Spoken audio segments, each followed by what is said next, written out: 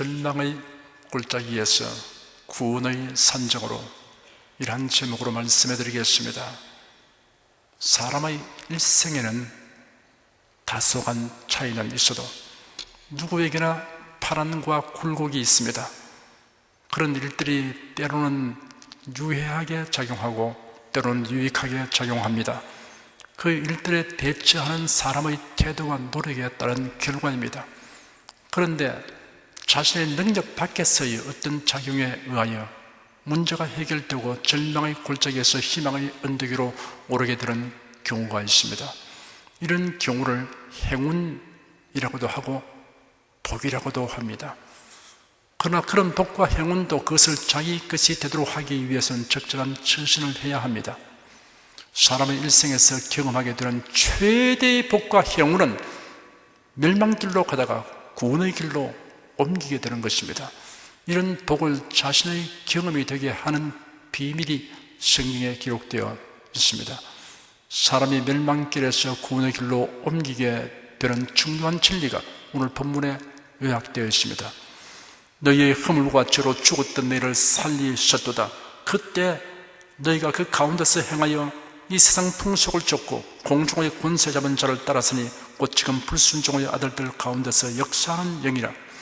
전에는 우리도 다 그 가운데서 우리 육체의 욕심을 따라 지내며 육체와 마음의 원하는 것을 하여 다른 일과 같이 본질상 진노의 자녀였더니 긍휼에 풍성하신 하나님이 우리를 사랑하신 그 큰 사랑을 인하여 허물로 죽은 우리를 그리스도와 함께 살리셨고 너희가 은혜로 구원을 얻은 것이라.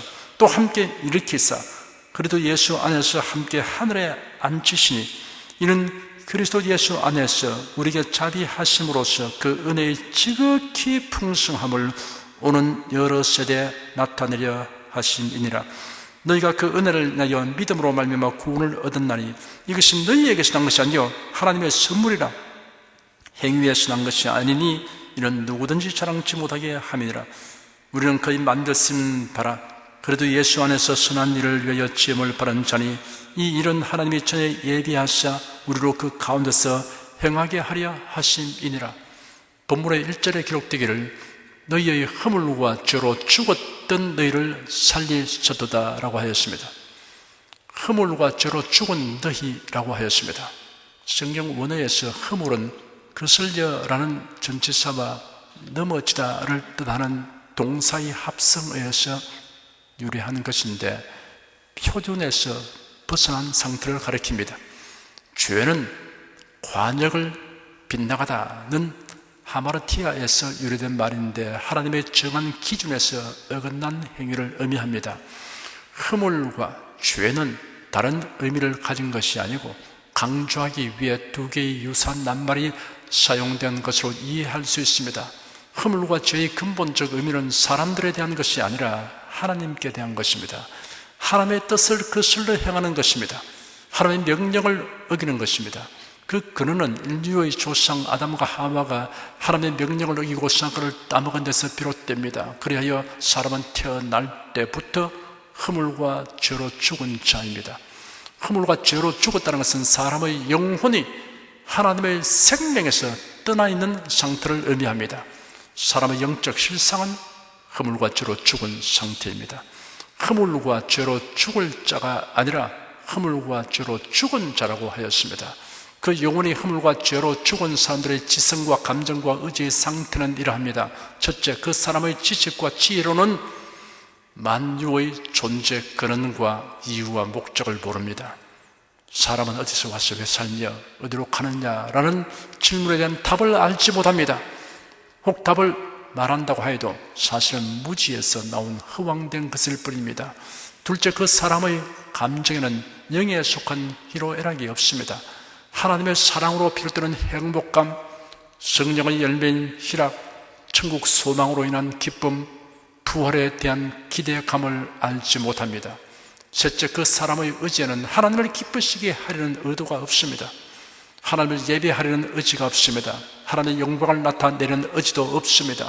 그럴 수밖에 없는 까닭은 하나님을 알지 못하기 때문입니다. 본문의 2절과 3절에 기록되기를 그때 너희가 그 가운데서 행하여 이 세상 풍속을 쫓고 공중의 권세 잡은 자를 따랐으니 곧 지금 불순종의 아들들 가운데서 역사하는 영이라. 전에는 우리도 다 그 가운데서 우리 육체의 욕심을 따라 지내며 육체와 마음의 원하는 것을 하여 다른 이들과 같이 본질상 진노의 자녀였더니 하였습니다. 여기는 허물과 죄로 죽은 사람들의 생활 상태를 지적하고 있습니다. 첫째, 이 세상 풍속을 따라서 살아간다고 하였습니다. 무신론에 근거한 풍속을 따라서 살아갑니다. 우상 종교로 말미암는 온갖 잡다한 미신적인 풍속들을 행하면서 살아갑니다.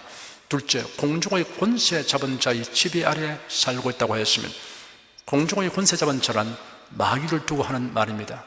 본문에 그때 너희가 그 가운데서 행하여 이 세상 풍속을 쫓고 공중의 권세 잡은 자를 따라서니 곧 지금 불순종의 아들들 가운데서 역사하는 영이라 하였습니다. 허물과 죄로 죽은 사람들은 마귀의 영향력 아래에 있으며 마귀의 조종을 받습니다. 사람의 지혜와 힘으로는 공중의 권세 잡은 마귀의 지배를 벗어버릴 수 없습니다. 셋째, 육체와 마음의 원하는 욕심을 따라 살아간다고 하였습니다. 영혼이 죽은 상태에 있기 때문에 영적인 욕구가 없습니다. 육체의 정욕과 안목의 정욕과 이성의 자랑에 대한 욕심으로 살아갑니다. 요한 1서에 기록되기를 이는 세상에 있는 모든 것이 육신의 정욕과 안목의 정욕과 이성의 자랑이니 다 아버지께로 쫓아온 것이 아니요 세상으로 쫓아온 것이라 하였습니다. 허물과 죄로 죽은 사람은 본질상 하나님의 진노 아래 있다고 하였습니다. 하나님의 진노 아래에 있다는 것이 얼마나 무슨 일인지 다 형용하기 어렵습니다. 간단하게 말하자면 지옥 형벌에 처하게 되는 것을 말합니다. 우리는 죽음 후에 관하여는 성경에 기록된 말씀으로 만족해야 합니다. 성경에 계시된 것 외에 자신이나 어떤 사람의 체험에 근거한 것은 신빙성이 보장될 수 없습니다. 성경에 기록된 말씀과 다르고 말씀 밖의 이야기는 무시해버려야 합니다. 교회 역사상 많은 사람들이 죽음 건너편 세계에 대하여 신비 체험을 하였다는 사람에 의해 농락당하고 있습니다. 그 중에는 사기극도 있고 몽유병 환자나 다름은 사람의 횡설 수술도 있습니다. 무엇 때문에 성도들이 그런 이야기에 관심을 기울이는지 한심한 일입니다. 당신은 보지 못한 천국과 지옥을 어떻게 믿고 말합니까? 라는 질문을 받는다면 성경에 기록되어 있기 때문이다라고 대답해야 할 것입니다. 우리의 신앙은 어디까지나 성경에 기반을 두어야 합니다. 그리고 성경으로 족하게 여겨야 합니다. 이런 신자는 미혹을 당하지 않습니다. 개인적인 체험담은 그저 흥미있는 이야기로만 취급해야 합니다. 성경에는 우리가 알고 싶은 것을 모두 말해주고 있지 않습니다. 그러나 우리가 현세에서 알아야 할 필요가 있는 것은 계시해 주셨습니다. 답답해 할 것 없습니다. 결국 오래지 않아서 다 알게 될 날이 올 것이기 때문입니다. 죽음 건너편의 처소에 관하여는 여러 가지 용어들이 사용되고 있습니다. 음부, 낙원, 하나님의 나라, 천국, 새 예루살렘, 무저갱, 지옥, 불못이라는 용어들을 충분하고 명확하게 다 이해하기는 어렵습니다. 음부는 악인이 거하는 고통의 장소를 지칭하기도 하지만 예수께서 말씀하신 부자와 나사로에 관한 이야기에서 악인이 가는 고통의 장소와 의인이 가는 안식과 위로의 장소로 구분되어 있고 의인이 거처하는 곳을 낙원이라고 칭하고 있습니다. 무저갱은 마귀를 1000년 동안 가두어두는 곳입니다. 계시록 20장에 또 내가 보매 천사가 무저갱 열쇠와 큰 쇠사슬을 그 손에 가지고 하늘로서 내려와서 용을 잡으니 곧 옛 뱀이요 마귀요 사단이라 잡아 1000년 동안 결박하여 무저갱에 던져 잠그고 그 위에 임봉하여 1000년이 차도록 다시는 만국을 미혹하지 못하게 하였다가 그 후에는 반드시 잠깐 노일이라 하였습니다. 풀과 여왕으로 타는 모습, 마귀와 그 사자들 그리고 구원받지 못한 자들이 들어가게 되는 궁극적인 형벌의 장소입니다. 계시록 20장 10절 이하에 이렇게 기록되었습니다. 또 저희를 미혹하는 마귀가 불과 유황못에 던져오니 거기는 그 짐승과 거짓 선자도 있어 세세토록 밤낮 괴로움을 받으리라. 또 내가 크고 흰 보좌와 그 위에 앉으신 자를 보니 땅과 하늘이 그 앞에서 피하여 간데없더라. 또 내가 보니 죽은 자들이 물온 대수하고 그 보좌 앞에 섰는데 책들이 펴있고 또 다른 책이 펴있으니 곧 생명책이라. 죽은 자들이 자기 행위를 따라 책들에 기록된 대로 심판을 받으니 바다가 그 가운데서 죽은 자들을 내어주고 또 사망과 음부도 그 가운데서 죽은 자들을 내어주매 각 사람이 자기의 행위대로 심판을 받고 사망과 음부도 불못에 던져오니 이것은 둘째 사망 곧 불못이라. 누구든지 생명책에 기록되지 못한 자는 불못에 던져오더라. 육체를 떠난 영혼은 천국과 지옥 둘 중에 한 곳으로 가게 된다고 성경은 말합니다. 천국과 지옥은 내세를 말하는 포괄적인 용어라고 할 수 있습니다. 세상에서 비록 힘들게 산다고 하여도 천국에 갈 수 있다면 좁은 길을 걸어도 밤낮 기뻐해야 합니다. 어찌하든지 지옥만은 가지 말아야 합니다. 그러므로 하나님의 심판은 모든 사람에게 꼭 필요한 지식이며 반드시 대비해야 할 중대사입니다. 본문의 4절부터 6절까지 기록되기를 긍휼에 풍성하신 하나님이 우리를 사랑하신 그 큰 사랑을 인하여 허물로 죽은 우리를 그리스도와 함께 살리셨고 너희가 은혜로 구원을 얻은 것이라. 또 함께 일으키사 그래도 예수 안에서 함께 하늘에 앉으시니 하였습니다. 본질상 하나님의 진노 아래 있는 사람이 어떻게 하여 구원을 얻게 되고 하나님의 자녀가 되고 영광의 상속자가 되는 것을 설명하였습니다. 첫째, 긍휼에 풍성하신 하나님으로 말미암은 것이라고 하였습니다. 하나님께서 멸망길로 가는 인생을 불쌍히 여기셨기 때문입니다. 둘째, 그 큰 사랑으로 말미암은 것이라고 하였습니다. 그 큰 사랑이란 말보다 형언할 수 없는 사랑입니다. 엄청난 희생을 통해 나타난 사랑입니다. 여기에 대하여 간략하지만 더할 수 없이 선명하고 감동적으로 기록된 말씀이 요한일서 4장 9절과 요한복음 3장 16절에 기록되어 있습니다. 하나님의 사랑이 우리에게 이렇게 나타난 바 되었으니 하나님이 자기의 독생자를 세상에 보내시면 주로 말미암아 우리를 살리게 하심이니라 하였고 하나님이 세상을 이처럼 사랑하사 독생자를 주셨으니 이런 저를 믿는 자마다 멸망치 않고 영생을 얻게 하려 하심이라 하였습니다. 셋째, 그래도 예수 안에서 함께라고 하였습니다. 허물로 죽은 우리를 그래도 함께 살리셨고 너희가 은혜로 구원을 얻은 것이라. 또 함께 일으키사 그래도 예수 안에서 함께 하늘에 앉으시니 하였습니다. 그래도 예수 안에서 함께라는 말은 우리가 그리스도와의 신비적 연합이 된 상태를 나타내고 있습니다. 예수 그리스도를 믿는 사람이란 예수님에 관하여 아는 사람이라는 의미 이상입니다. 예수님이 보여주신 희생정신을 본받는 사람이라는 의미 이상입니다. 예수를 본받아 살아가는 사람이라는 의미 이상입니다. 예수를 믿으면 성령님에 의하여 예수 그리스도와 신비적 연합을 하게 됩니다. 이를 가리켜 그리스도 안에 있다고 형용하였습니다. 그리스도 안에서 새 생명을 얻었습니다. 그리스도 안에서 우리 몸이 부활되고 변화된 몸을 입게 될 것입니다. 그리스도 안에서 하늘의 보좌에 앉게 됩니다. 이러한 일들이 이미 그리스도 안에서 완성된 것으로 형용하였습니다. 살리셨고 일으키사 앉으시니 이 세 개의 동사는 모두 부정과거형입니다. 가능성을 말하는 것이 아니라 확정된 것을 말하는 것입니다. 이는 영원하신 하나님께서 하신 말씀입니다. 우리가 가지는 과거, 현재, 미래라는 시간 개념으로는 영원을 충분히 이해할 수 없습니다. 우리가 경험하게 될 미래를 영원하신 하나님께서는 지나간 과거처럼 말씀하실 수 있습니다. 그리스도 안에 있는 사람이 경험한 이 일은 그 누구도 그 무엇도 회방할 수 없습니다. 허물로 죽은 우리를 그리스도와 함께 살리셨고 라는 말씀과 또 함께 일으키사 그래도 예수 안에서 함께 하늘에 앉으시니 라는 말씀 사이에 너희가 은혜로 구원을 얻은 것이라는 말씀이 삽입되어 있습니다.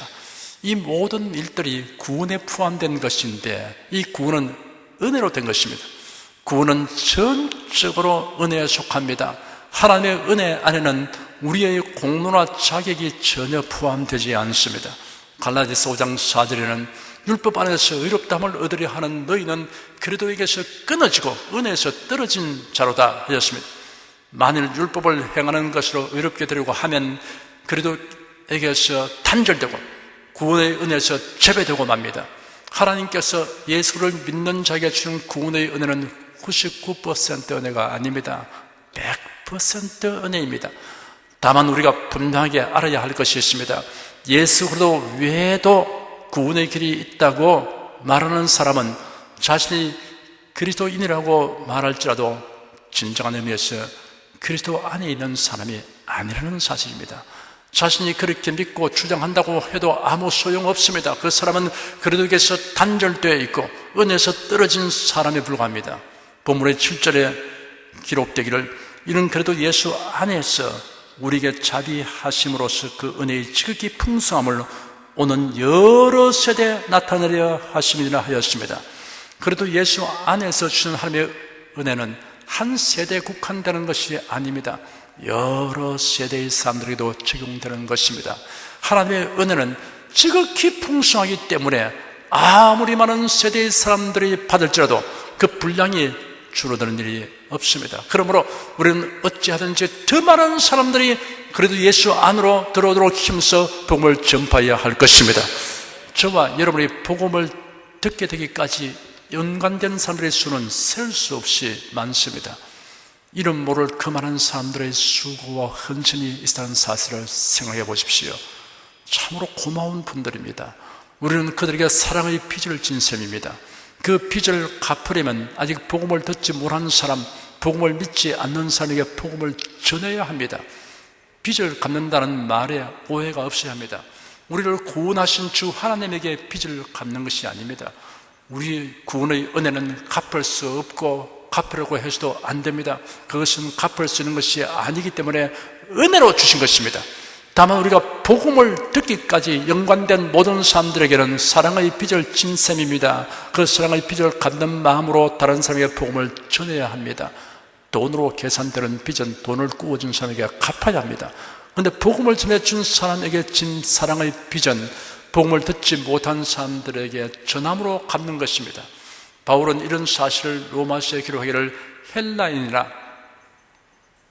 야만이나 지혜 있는 자나 어리석은 자에게 다 내가 빚진 자라 하였습니다. 바울은 자신이 모든 사람에게 빚진 자라고 하였습니다. 복음을 전하는 일은 복음을 듣는 사람에게 마치 빚을 갚는 것처럼 반드시 해야 할 일로 여겼습니다. 본문의 8절과 9절에 기록되기를 너희가 그 은혜를 인하여 믿음으로 말미암아 구원을 얻었나니 이것이 너희에게서 난 것이 아니요 하나님의 선물이라 행위에서 난 것이 아니니 이는 누구든지 자랑치 못하게 함이라 하였습니다. 구원은 예수 그리스도를 믿는 자에게 주십니다. 그런데 알고 보면 예수 그리스도를 믿는 믿음조차도 하나님의 은혜로 말미암은 것입니다. 은혜는 하나님의 편에서의 일방적인 선물입니다. 그러므로 구원받은 자는 겸손함으로 오직 하나님께 감사와 찬송과 영광을 돌리는 생활을 해야 할 것입니다. 자랑할 것이 자기에게는 없습니다. 구원받은 것에 비하면 세상의 그 무엇도 다 사소한 것입니다. 어떤 고난을 당해도 구원받았다는 사실로 인하여 견디며 이겨낼 수 있어야 합니다. 그렇지 못하고 낙심하고 하나님을 원망하는 것은 이 큰 구원을 덩하니 여기는 것이 됩니다. 마치 선물을 주는 사람 앞 면전에서 그 선물을 내동댕이 치는 행위와 같습니다. 본문의 10절에 기록되기를 우리는 거의 만드신 바라 그래도 예수 안에서 선한 일을 위하여 지으심을 바란 자니 이 일은 하나님의 전에 예비하사 우리로 그 가운데서 행하게 하려 하심이니라 하였습니다. 우리를 거듭나게 하심으로는 하나님이십니다. 성도는 그래도 안에서 지으심을 바랐습니다. 새 사람으로 지음 바랐습니다. 새로 지음을 바란 사람에게 새 하늘, 새 땅, 새 예루살렘을 주어서 거기서 영원히 복락을 누리게 하여 주십니다. 하나님께서 우리를 그리스도 안에서 선한 일을 위하여 지으셨다고 하셨습니다. 그래도 안에서의 선한 일과 그래도 밖에서의 선한 일은 구별됩니다. 하나님은 우리가 무슨 선한 일을 해야 할 것인가를 알려주셨습니다. 하나님을 사랑하고 이웃을 사랑하는 일이 그래도 안에서 선한 일입니다. 하나님에 대한 사랑은 예배와 경건 생활로 나타납니다. 하나님을 사랑한다고 말하지만 예배를 소홀히 여긴다면 진실성이 없는 사랑입니다. 이웃에 대한 사랑은 전도와 봉사와 구제로 나타납니다. 우리가 이 세상에서 나그네로 사는 동안이 그래도 안에서 선한 일을 할 수 있는 기회입니다. 디도서 2장 14절에는 그가 우리를 대신하여 자신을 주시면 모든 불법에서 우리를 구속하시고 우리를 깨끗하게 하사 선한 일에 열심하는 친백성이 되게 하려 하심이라 하였습니다. 이제 설교를 마무리 짓겠습니다. 아담의 후손인 모든 사람은 절망적인 운명을 가지고 태어납니다. 이런 사실을 가리켜 허물과 죄로 죽은 자라고 하였습니다. 이런 사람 위에 하나님의 진노가 머물러 있습니다. 이 진노 아래에 있는 사람은 지옥 형벌을 받게 됩니다. 사람은 어떠한 노력을 하여도 이런 운명에서 벗어나지 못합니다. 그런데 놀랍게도 긍휼이 풍성하신 하나님께서 예수 그리스도를 성에 보내서 우리 죄를 대속하게 하셨습니다. 누구든지 예수를 믿으면 구원을 받게 됩니다. 구원은 하나님의 진노를 면하고 천국에 들어가서 살게 되는 것을 의미합니다. 스코틀랜드에서 있었던 일입니다. 두 형제가 폭풍우 몰아치던 날 호수 한가운데 있었습니다. 배가 파도에 전복되어 두 형제는 물 위로 돌출된 바위를 향하여 헤엄쳐갔습니다. 형은 가까스로 바위에 도착했으나 완전히 기진백진하고 말았습니다. 이제는 더 이상 헤엄을 쳐서 전진해 갈 수 없어서 있는 힘을 다해 바위만을 붙잡고 있었습니다. 바위에 매달려 뒤를 돌아본 형은 동생이 자신이 매달려 있는 바위를 향해 오려고 파도와 싸우고 있는 모습이 보였습니다. 그런 힘을 다해서 동생을 불렀습니다. 동생은 그 가까이 와서 그만 기운이 다하여 파도에 휩쓸려 물속으로 사라졌습니다. 구조대가 와서 형은 구조되었지만 동생은 죽었습니다. 형은 사람들에게 그때의 경험을 말할 때마다 울먹이면서 내 동생은 거의 구원될 뻔했습니다라고 말했습니다. 많은 사람들이 교회에 다닙니다. 수없이 복음을 듣습니다. 그리고 마음속에 성령께서 하시는 음성을 듣습니다. 예수 그리스도를 믿어라. 우리 죄를 대속하신 예수 그리스도만 구세주로 믿어라. 그런데도 어떤 분들은 몸만 교회로 왔다 갔다 하다가 결정을 내지 못하고 채 세상을 떠나고 맙니다. 죽은 후에 그가 단식하고 후회하며 반복하여 외치는 소리가 있을 것입니다. 나는 거의 구원받을 뻔하였는데. 지금 이 설교를 듣는 분 중에는 이런 분이 없기를 바랍니다. 성도 여러분은 하나님의 진노와 지옥 형벌에 처하게 될 수밖에 없는 절망의 골짜기에서 예수 그리스도로 인해서 단번에 구원의 산적으로 이끌림을 바라는 사람이 되었습니다. 그것은 지옥으로 가는 자리에서 천국으로 가는 자리로 옮겨진 것입니다. 여러분은 최대의 복과 행운을 얻은 것을 알고 늘 기뻐하고 감사하며 살아가시기를 축원합니다. 기도하겠습니다. 하나님, 성경은 하나님의 사랑 이야기이며 죄인된 인간을 구원하는 구원 이야기인 것을 압니다. 오늘 살펴본 말씀 19절 안에 이 모든 말씀이 집중적으로 기록된 것을 보았었습니다. 우리가 그 큰 사랑을 인해서 이 큰 구원을 바란 자가 된 것을 감사합니다. 이 일을 승할 때 저희 마음속에 항상 기쁨이 가득 차게 하였으니 감사합니다. 세상에서 어떤 일을 만나도 이 큰 구원을 바란 일에 비해보면 매우 사소한 것을 알게 하여 주시옵소서. 저희들이 상심하지 않고 항상 넉넉히 이기며 살게 도와주시옵시고 이 큰 행복감을 위해서 날마다 저희들이 찬송하며 희망차게 살게 도와주시옵소서. 세상에 줄 수 없는 기쁨과 평안을 가지고 살게 하여 주시옵소서. 예수님 이름으로 기도드립니다. 아멘.